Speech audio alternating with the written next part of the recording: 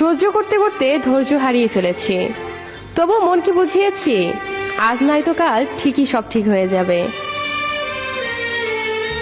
বোকা মানুষ ধোঁকা খায়, সৎ মানুষ কষ্ট পায়, সরল মানুষ আঘাত পায়, আর স্বার্থপর মানুষ আনন্দের দিন কাটায়।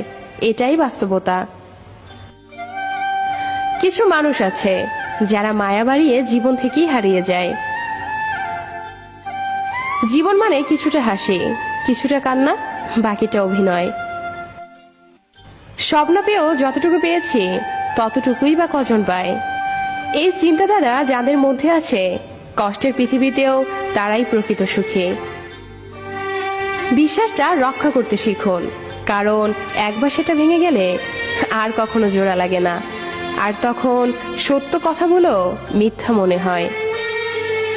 কাউকে মিথ্যা বলে খুশি করার চেয়ে সত্য বলে কাঁদানো অনেক ভালো। একটু কষ্ট পাবে, কিন্তু ও কখনো আর বিশ্বাস হারাবে না।